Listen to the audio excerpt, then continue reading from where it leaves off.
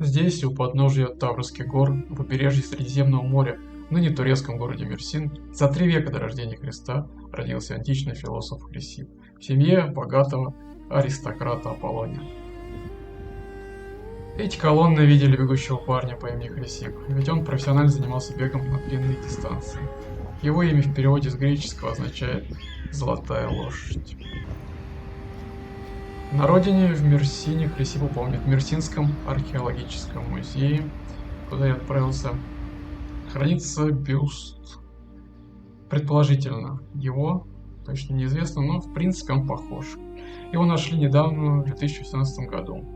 Также в Мерсинском археологическом музее я нашел монеты с изображением философа Хрисипа. В результате геополитических событий семья Хрисипа была объявлена иностранным агентами и предателями, и все имущество было конфисковано в пользу казны. Чтобы не попасть в тюрьму или рабство, Хрисип вынужден был срочно бежать в Афины.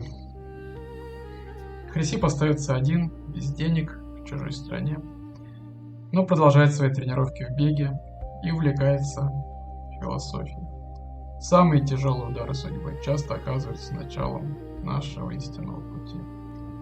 Если бы не этот удар судьбы, Хрисип так и остался представителем золотой молодежи.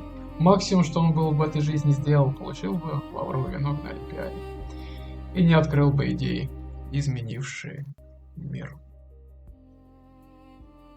Хрисип доказал, что единственное, что по-настоящему есть у человека, это его выбор, как действовать, как реагировать на внешние обстоятельства. У тебя есть свобода выбора, среагировать правильно и совершить правильные действия, или неправильные, ошибочные. Ты не знаешь будущего сценария, поэтому обязан действовать максимально разумно и добродетельно прямо сейчас. Твоя воля и усилия не противодействие судьбе, а инструмент, которым судьба совершает свои действия в физическом мире. Поэтому человек остается активным сотворцом происходящего, а не пассивным зрителем.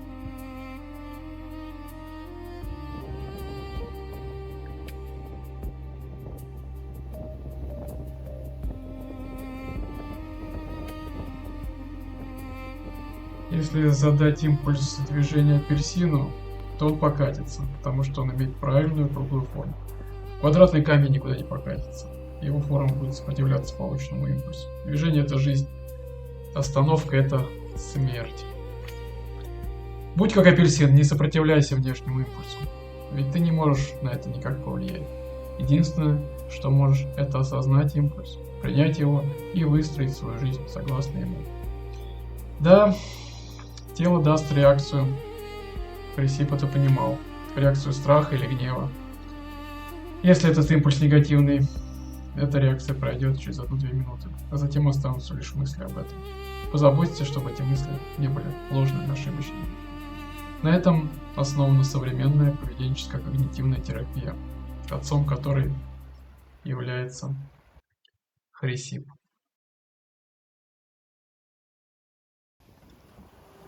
Ничто в мире не рождается, не происходит само по себе без предшествующих причин, но все связано друг с другом, переплетающиеся цепи. Всякое событие имеет за собой то, от чего оно зависит, как от причины, и влечет за собой то, чему оно само служит причиной.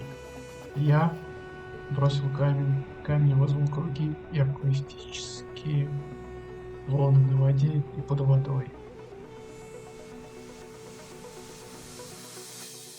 Возможно, это та самая рыба, которая, испугавшись брошенного камня, угодила в рыболовные сети. Было ли это предопределено? Или это абсолютно случайное событие?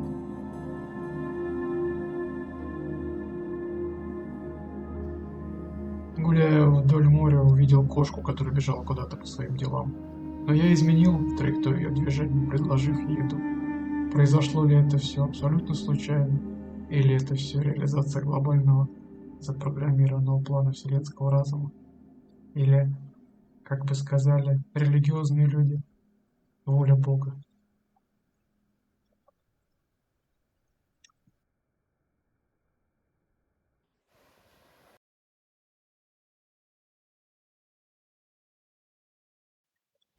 Несколько десятков лет назад эта мысль чуть не убила все компьютеры.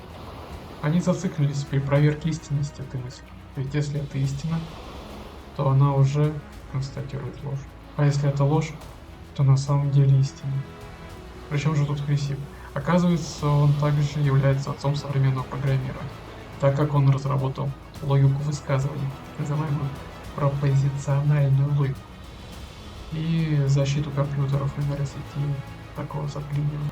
Хрисип считал все мироздание глобальной программой, написанной создателем. Он называл его логос.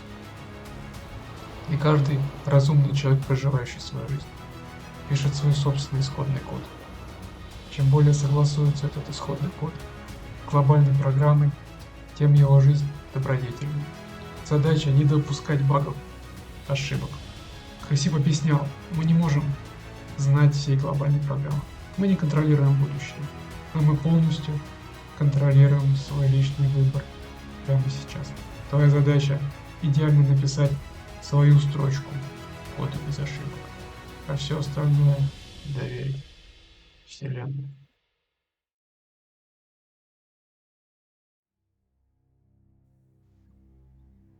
Все свитки, исписанные Хрисипом, сгорели, как и сгорит вся наша Вселенная.